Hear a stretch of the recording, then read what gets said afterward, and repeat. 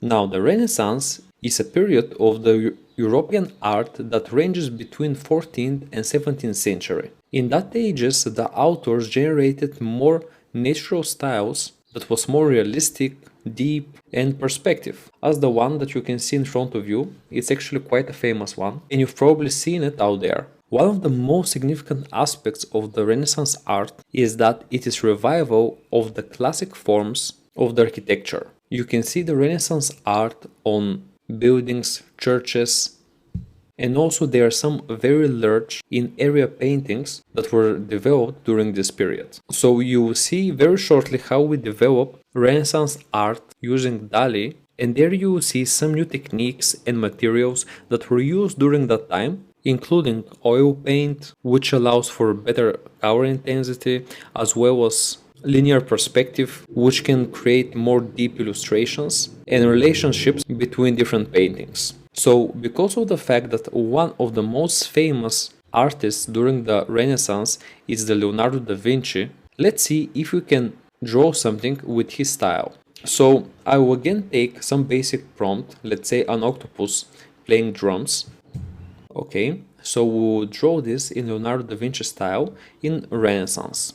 Okay, so let's click create, and here how an octopus playing drums will look in Leonardo da Vinci style from the Renaissance. You can see the depth of field that was specific for these times. You can also see the strict outlines of every drawing, which is also quite typical for Leonardo da Vinci style. So let's try something else. So let's try now to draw something in the Rococo style, which is typical for France in 18th century. So in this style, I'm going to paint giraffes that are washing dishes, and the Rococo style is normally characterized by more playful, light-hearted paintings. So let's click generate, and here you can see exactly what we're looking for.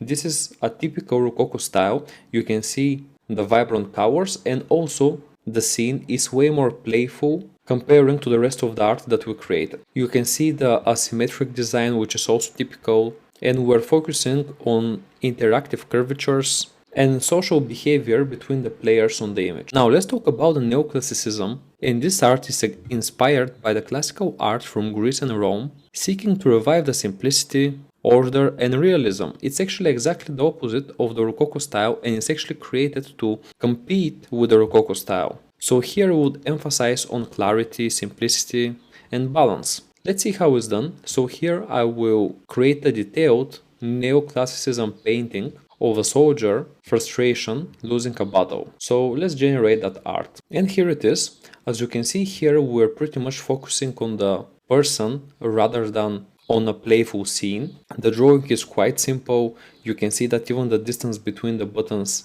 is almost the same. Faces are normally more pale and are looking like the people are suffering, which is actually the case in that painting since the soldier has lost the battle.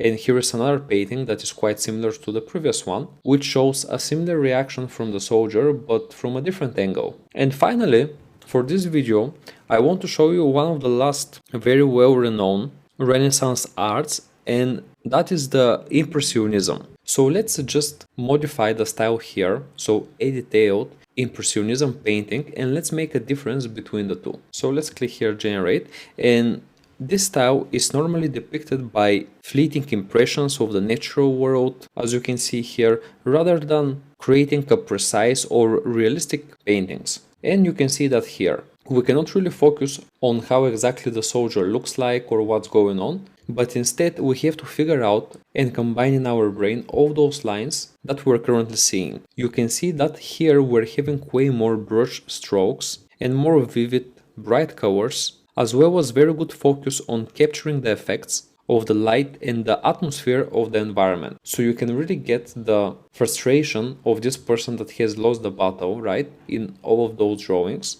But we're lacking the detail that we've got during the neoclassicism.